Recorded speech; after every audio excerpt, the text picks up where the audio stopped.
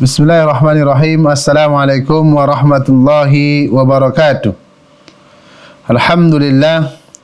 Wassalatu wassalamu ala rasulillah wa ala alihi wa ashabihi wa man walah. Sahabat Akademi Nur yang dimuliakan oleh Allah Subhanahu wa taala. Sekarang kita melangkah ke materi yang ke-30 yang kita beri judul adalah imam dan makmum dalam solat jamaah. Solat berjamaah merupakan ajaran dan juga syariat Islam yang menunjukkan persatuan dan kerukunan agar bisa saling ta'awun, yaitu saling tolong-menolong dalam kebaikan dan juga ketakwaan. Karena Allah Subhanahu wa taala memerintahkan kita dalam Al-Qur'an, wa ta'awanu 'alal birri wat taqwa wa la ta'awanu 'alal itsmi wal 'udwan. Dan saling menolonglah kalian dalam kebaikan dan dalam ketakwaan, dan jangan saling menolong dalam dosa dan juga dalam kemaksiatan dan juga permusuhan. Salat jamaah juga termasuk syiar Islam yang sangat agung dan sangat mulia.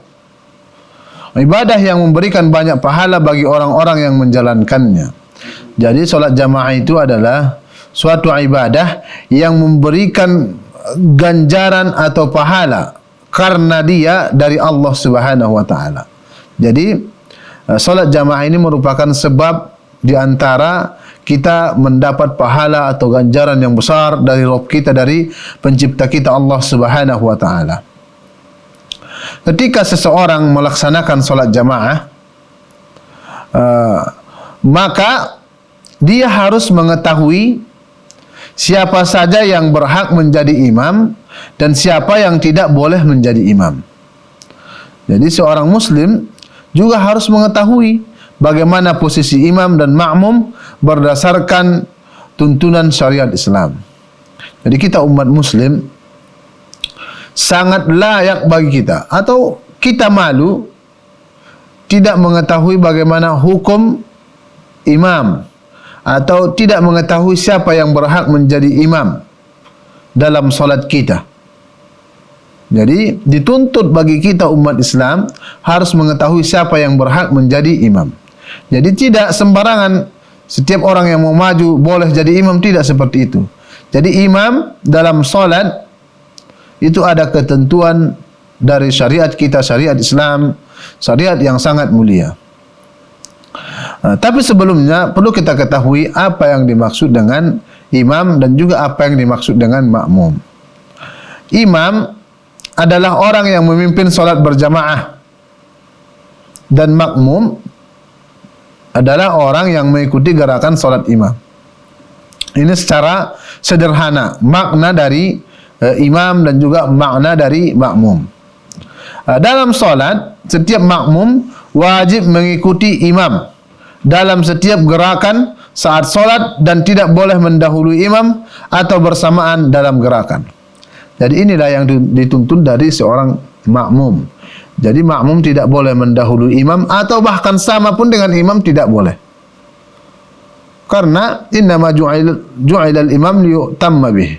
Karena imam itu dalam solat dijadikan seseorang agar orang-orang di belakangnya mengikuti dia, bukan mendahului imam. Jadi kita kaum muslimin, jika kita seorang makmum, kita tidak boleh mendahului imam atau bersamaan dengan imam. Baiklah sahabat Akademi Nur yang dimuliakan oleh Allah Subhanahu wa taala. Sekarang kita akan mempelajari apa saja kriteria seorang imam tersebut. Orang yang memimpin solat jamaah hanya satu, tidak boleh dua orang ya, hanya satu orang. Kecuali yang menjadi imam di pertama tadi, ketika kita di awal solat, wuduknya batal, maka digantikan oleh orang yang di belakangnya. Atau boleh juga kita menunggu imam itu kembali datang solat bersama kita. Seseorang yang menjadi imam dalam solat tidak boleh sembarangan. Nah, ini perlu kita garis bawahi. Tidak boleh sembarangan orang menjadi imam dalam solat. Ada kriteria tertentu yang layak dan berhak untuk dijadikan imam salat. Jadi memang permasalahan imamah fi shalah, permasalahan imam tentang salat itu sudah dibahas dalam-dalam oleh para fuqaha, para ulama fiqih. Dalam hadis Rasulullah sallallahu alaihi wasallam telah disebutkan kriteria atau sifat seorang imam yang berhak untuk memimpin salat. Rasulullah sallallahu alaihi wasallam bersabda, dan hadis ini diriwayatkan oleh Imam Muslim dalam kitab sahihnya. Rasulullah mengatakan, ya ummul qauma aqra'uhum li kitabillah. Fa in kanu fil qira'ati sawa' fa a'lamuhum bis sunnah. Fa in kanu fis sunnati sawa' fa aqdamuhum hijrah. Fa in kanu fil hijrati sawa' fa aqdamuhum silma. Artinya, hendaklah yang mengimami suatu kaum adalah orang yang paling bagus bacaannya terhadap kitab Allah. Ini tingkatan pertama. Orang yang paling baik dan paling bagus bacaannya terhadap Al-Quran. Jadi kita lihat ketika kita mau solat, atau memang selayaknya bagi suatu masjid tersebut atau BKM tersebut menentukan imam tetap yang memang bacaannya bagus. Jadi ketentuan pertama adalah orang yang paling bagus bacaannya Al-Quran. Jika kita lihat ada dua orang bacaannya sama umpamanya, maka yang paling mengetahui sunnah, maka dilihat siapa yang lebih mengetahui atau lebih paham tentang hadis Rasulullah sallallahu alaihi wasallam. Lalu bila mereka dalam sunnah sama, jika keduanya sama-sama paham sunnah, maka yang paling dulu hijrah, yang paling duluan hijrah.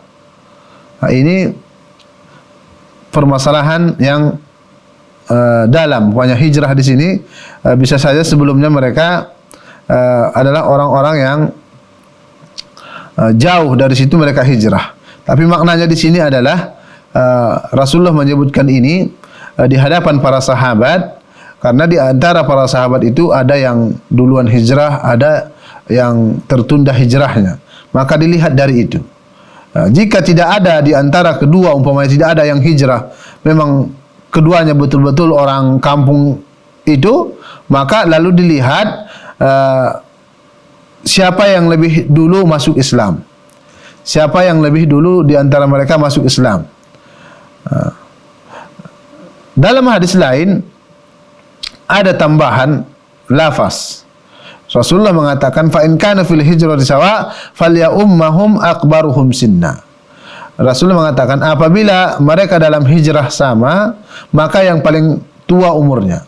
Jadi jika bacaannya sama juga, kemudian sama-sama paham sunnah, kemudian sama-sama dulu sama-sama hijrah, kemudian dilihat lagi, maka dilihat siapa yang lebih tua di antara keduanya umpamanya, maka yang lebih tua lah lebih berhak menjadi imam. Rasulullah sallallahu alaihi wasallam dalam hadis tadi telah menjelaskan bahwa kriteria seorang imam atau sifat seorang imam yang berhak mengimami salat, yaitu yang pertama di sini muallif menyebutkan seorang yang paling pandai membaca Al-Quran. Jadi orang yang paling pandai membaca Al-Quran, memiliki bacaan yang bagus sesuai ilmu tajwid. Jadi bacaannya bagus sesuai ilmu tajwid, karena ilmu tajwid adalah ilmu yang mempelajari tentang tata cara bagaimana membaca Al-Quran dengan benar. Jadi kita kaum muslimin selayaknya bagi kita untuk mempelajari ilmu ini, karena ilmu ini adalah ilmu yang membantu kita membaca Al-Quran dengan benar. Jika ada yang sama-sama pandai dalam bacaan Al-Quran, maka dilihat kriteria berikutnya. Jika keduanya sama-sama pandai membaca Al-Quran, maka dilihat kriteria atau sifat yang setelahnya. Seorang yang paling mengerti tentang sunnah Nabi Muhammad sallallahu alaihi wasallam, yang paling paham tentang hadis dan juga tuntunan Rasulullah sallallahu alaihi wasallam, yaitu mengetahui fiqih, mengetahui fikih salat dan juga hukum-hukumnya. Jika dalam hal ini ada yang setingkat pengetahuannya, maksudnya sama pengetahuannya, maka dilihat kriteria selanjutnya. Maka dilihat sifat atau ketentuan selanjutnya. Kemudian yang ketiga, seseorang yang lebih dahulu hijrah. Jika dalam hijrah ada yang sama, maka dilihat kriteria berikutnya. Kemudian yang keempat, seseorang yang lebih dulu masuk Islam. Jika dalam hal ini ada kesamaan, maka dilihat kriteria yang terakhir. Jadi kita lihat siapa yang lebih dulu di antara mereka masuk Islam. Kemudian kriteria terakhir adalah yang lebih tua umurnya. Jadi yang lebih tua umurnya. Kemudian muallif menyebutkan di sini orang-orang yang tidak boleh menjadi imam. Di sini juga akan kita bahas orang-orang yang tidak boleh menjadi imam. Ini perlu kita perhatikan. Jadi imam itu tidak hanya sur-suran ataupun semangat-semangatan, tidak. Ada ketentuannya dan juga ada aturan-aturannya dari syariat Islam. Syariat Islam melarang orang-orang tertentu untuk menjadi imam dalam beberapa kondisi. Yang pertama, wanita mengimami laki-laki. Jadi wanita tidak boleh mengimami laki-laki. Walaupun wanita tersebut umpamanya lebih tua dibanding makmumnya yang laki-laki, maka itu tidak dibenarkan dan tidak dibolehkan dalam syariat Islam. Kemudian yang kedua, orang yang berhadas dan orang yang terkena najis sementara ia mengetahuinya, bila makmum tidak mengetahui hal itu sampai selesai solat, maka solat makmum sah. Jadi kalau imam dia sudah mengetahui dia ada berhadas kecil atau berhadas besar, atau ada najis di badannya atau pakaiannya, maka salatnya tidak maju sebagai imam. Tidak maju sebagai imam. Kemudian yang ketiga, orang yang buta huruf, yaitu orang yang tidak bisa membaca Al-Quran atau membaca Al-Fatihah dengan benar dan tidak menghafalnya. Jadi bagaimana mungkin kita menjadikan seorang imam yang buta huruf, tidak bisa membaca Al-Quran dengan benar, bahkan surah Al-Fatihah saja dia tidak bisa. Jadi ini perlu kita perhatikan. Kita lihat diri kita. Jika kita orang yang buta huruf, jangan semangat-semangat atau memberanikan diri untuk menjadi imam. Ini ancamannya sangat kuat, tidak dibolehkan. Kemudian yang keempat adalah orang fasik yang ahli dalam membuat ajaran baru dalam agama, yaitu tidak ada dalam tuntunan syariat. Orang yang fasik adalah orang-orang yang melakukan maksiat atau yang membuat hal-hal baru tentang agama yang tidak diajarkan oleh Rasulullah sallallahu alaihi wasallam. Mereka tidak boleh dijadikan sebagai imam. Kemudian yang kelima di sini muallif mengatakan orang yang tidak mampu ruku. Jadi jika masih ada orang yang mampu ruku, tidak boleh kita jadikan imam yang tidak mampu ruku, tidak mampu sujud, tidak mampu berdiri dan duduk, sehingga imamahnya tidak sah bagi makmum yang mampu melakukan semua itu. Jadi seorang imam, jika dia memang walaupun dia sudah ditentukan sebagai imam, selayaknya dia tidak maju sebagai imam jika dia tidak bisa ruku. Ruku maksudnya mungkin dalam keadaan sakit dan sebagainya. Kita berusaha untuk menyuruh orang lain untuk menggantikan kita. Adapun orang-orang yang makruh hukumnya menjadi imam dalam solat, sebagaimana telah disebutkan dalam fikih muyassar, dimakruhkan menjadi imam orang-orang berikut. Ini disebutkan dalam fikih muyassar ala dhawil kitab was sunnah. Yang pertama adalah orang yang dimakruhkan menjadi imam, orang yang banyak melakukan kesalahan logat, banyak melakukan kesalahan lahan, maksudnya logat bahasa Arab, dan kekeliruan dalam membaca. Ini untuk selain Al-Fatihah. Adapun kesalahan untuk Al-Fatihah yang mengubah makna, maka solat berjamaah bersamanya tidak sah. Ini perlu kita perhatikan. Orang-orang yang mau maju menjadi imam, dia perhatikan dirinya. Apakah dia orang yang memang salah sering mengucapkan logat dalam bahasa Arab atau lahjah dalam bahasa Arab? Jika yang salah itu adalah Al-Fatihah dan mengubah maknanya, maka solatnya tidak sah. Ini berdasarkan hadis Rasulullah sallallahu alaihi wasallam, ya ummul qaum aqra'uhum. Artinya yang mengimami jamaah adalah yang paling bagus bacaannya. Jadi yang mengimami adalah yang paling bagus bacaannya. Terkhusus Al-Fatihah, bila berubah atau mengubah maknanya, banyak orang membaca ghairi jadi khairi. Itu permasalahan yang sangat besar, bukan permasalahan yang ringan. Ghairil maghdub dibaca dengan khairil maghlub, sebaik-baik orang yang marah. Ini mengubah maknanya jauh sekali. Kemudian yang kedua yang dimakruhkan menjadi imam adalah orang yang mengimami suatu kaum sementara mereka membencinya atau sebagian mereka membencinya. Ini juga kita perhatikan. Ada sebagian orang, Masya Allah, orang semua mencintai dia. Ini beda halnya. Dan ada memang seseorang itu kebanyakan atau mayoritas masyarakat tidak mencintainya, tidak menyukainya. Akan tetapi dia memberanikan dirinya sebagai imam. Orang tidak suka kepada dia, mungkin ada hal-hal yang membuat orang tidak suka kepada dia. Itu banyak. Di antaranya adalah bacaannya buruk umpamanya. Bacaannya tidak bagus. Akan tetapi dia mau maju saja menjadi imam. Jadi membuat orang lain benci atau tidak suka kepada dia. Atau dengan hal-hal lain orang benci kepada dia. Maka orang seperti ini sangat dimakruhkan bagi dia menjadi imam. Kalaupun atau namun jika dia menjadi imam, solat tetap sah. Kemudian kita akan sebutkan di sini yang ketiga adalah orang yang tidak jelas dalam mengucapkan sebagian huruf dan tidak mengucapkannya secara fasih. Orang seperti ini juga dimakruhkan bagi mereka untuk menjadi imam.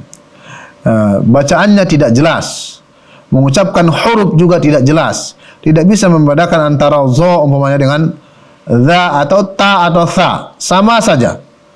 Za atau ja sama saja. Jadi orang seperti ini dimakruhkan menjadi imam dalam solat kita. Baiklah sahabat Akademi Nur yang dimuliakan oleh Allah Subhanahu wa taala. Kemudian selanjutnya kita akan membahas posisi imam dan juga makmum. Di sini banyak kesalahan di kalangan kaum muslimin melihat posisi imam dan juga posisi makmumnya. Posisi berdiri imam dan makmum dalam solat berjamaah perlu dirinci menjadi beberapa keadaan. Yang pertama, jika hanya dua orang laki-laki, maka posisi imam dan makmum sejajar. Maksudnya dua orang yang solat ini dua-duanya laki-laki, maka posisi imam dan makmum itu sejajar. Dan makmum berada di samping kanan imam. Jadi imam di sini, makmumnya sebelah kanan. Ini adalah petunjuk Rasulullah sallallahu alaihi wasallam. Dua orang sejajar jika dua orang itu laki-laki. Kemudian kondisi yang kedua, jika terdiri dua orang dengan rincian satu orang laki-laki dan satu orang wanita, maka imamnya adalah laki-laki, maka wanita tadi sebagai makmum berada di belakang imam, tidak sejajar. Berada di belakang imam, lurus di belakang imam. Kita ulangi. Jika ada dua orang yang solat, satu orang laki-laki, satu orang perempuan, maka yang imam adalah laki-laki dan perempuan tersebut berada persis di belakang imam. Kemudian kondisi yang selanjutnya, yang ketiga, jika terdiri dari tiga orang laki-laki atau lebih, maka posisi makmum berada di belakang imam dengan membentuk saf atau barisan lurus dan rapat. Jika tiga orang itu jelas sama dengan solat berjamaah dengan banyak orang. Kemudian kondisi yang selanjutnya adalah jika terdiri dari dua orang laki-laki dan satu wanita atau lebih, maka posisi satu makmum laki-laki sejajar dengan imam. Yang jelas ketentuannya di sini adalah laki-laki. Jika dua laki-laki, berapapun perempuan di belakangnya, tetap laki-laki tadi sejajar dengan imam dan perempuan-perempuan tadi berada di saf belakang laki-laki. Kemudian kondisi yang selanjutnya, bila ada banyak jamaah yang terdiri dari beberapa laki-laki dan wanita, maka posisi para makmum laki-laki berada di belakang imam dan posisi para makmum wanita berada di belakang makmum laki-laki. Ini sangat jelas. Jika banyak laki-laki tetap di belakang imam dan perempuan tadi tidak boleh sejajar dengan laki-laki. Mereka harus di belakang makmum laki-laki tadi. Kemudian kondisi yang selanjutnya, bila datang maksudnya bila dalam solat jamaah ada anak-anak, maka posisi mereka berada di belakang para makmum laki-laki. Ada anak-anak, mereka berada di belakang shaf laki-laki. Kemudian kondisi yang selanjutnya, jika hanya terdiri dari 2 orang wanita, ini wanita ya, 2 orang wanita, bagaimana posisinya? Maka posisi imam dan makmum sejajar. Dan makmum berada di sebelah kanan imam. Ini sama dengan laki-laki tadi. Jika 2 orang laki-laki sejajar, posisi makmum sebelah kanan. Begitu juga wanita. Kemudian kondisi yang ke-8, jika terdiri 3 orang wanita atau lebih. Ini mungkin yang terakhir ya. Jika terdiri 3 orang wanita, semuanya wanita atau lebih, maka seorang wanita boleh mengimami wanita yang lain dengan posisi berada di tengah. Posisinya berada di tengah, akan tetapi sejajar semua. Karena yang diajarkan Rasulullah SAW, jika yang salat itu semua wanita umpamanya banyak, mau berapapun jumlahnya, kecuali 2 orang tadi, kalau 2 orang tetap sejajar. Banyak juga tetap sejajar. Jadi seorang wanita menjadi imam, dia tidak boleh maju di hadapan wanita yang lain. Dia sejajar dengan saf yang pertama. Jika lebih 1 saf yang kedua melanjut ke saf yang kedua. Baiklah sahabat Akademi Nur yang dimuliakan oleh Allah Subhanahu wa taala. Dalam buku panduan kita ini sudah dibuat dalam bentuk foto untuk memudahkan para kaum muslimin dan juga peserta Akademi Nur yang dimuliakan oleh Allah Subhanahu wa taala untuk memahaminya. Di sini kita akan merangkum atau memberikan beberapa catatan. Yang pertama, imam dijadikan untuk diikuti. Jadi imam itu harus kita ikuti. Tidak boleh kita mendahulunya atau bersamaan dengan imam. Maka makmum tidak boleh mendahului imam. Di sini muallif menyebutkan makmum harus memulai gerakan salat sesudah imam. Ini berdasarkan hadis Rasulullah sallallahu alaihi wasallam, "Innama ju'ilal imam liyutamma bih. Fa idza kabbara fakabbiru wa idza raka'a farka'u." Artinya, sesungguhnya imam itu dijadikan hanya untuk diikuti. Maka bila dia bertakbir, maka bertakbirlah. Dan jika dia ruku', maka ruku'lah. Jelas, kita mengikuti imam dalam gerakan. Makanya boleh kita beda niat dengan imam. Imamnya umpamanya salatnya wajib, kita berniat salat sunnah, boleh. Dan begitu juga sebaliknya. Karena yang wajib bagi kita adalah mengikuti gerakan imam. Kemudian catatan yang kedua, mungkin yang terakhir ya. Imam dianjurkan untuk memerintahkan makmum agar meluruskan shaf, meluruskan barisan, mengisi celah kosong pada shaf sebelum memulai salat. Ini adalah berdasarkan hadis Rasulullah sallallahu alaihi wasallam. Sebelum Rasulullah memulai salat, Rasulullah mengatakan, "Sawwu sufufakum fa inna taswiyatas sufuf min tamamis shalah." Luruskan shaf kalian karena sesungguhnya lurusnya shaf termasuk kesempurnaan salat. Hadis ini diriwayatkan oleh Imam Muslim dalam kitab sahihnya. Dalam hadis yang lain disebutkan, "Sawwu sufufakum fa inna taswiyatas sufuf min iqamatis shalah." Artinya mirip, luruskan shaf kalian karena sesungguhnya lurusnya shaf termasuk dari kesempurnaan atau termasuk dari pendirian melengkapi salat. Para sahabat Akademi Nur yang dimuliakan oleh Allah Subhanahu wa taala, mudah-mudahan apa yang kita sampaikan tadi bermanfaat untuk kita, bisa kita amalkan, bisa kita dakwahkan, dan bisa kita ajarkan kepada umat muslimin yang lain. Kita tutup dengan doa kafaratul majlis. Subhanakallahumma wa bihamdik, asyhadu an la ilaha illa anta, astaghfiruka wa atubu ilaik. Wa akhiru da'wana anil hamdulillahi rabbil alamin. Assalamualaikum warahmatullahi wabarakatuh.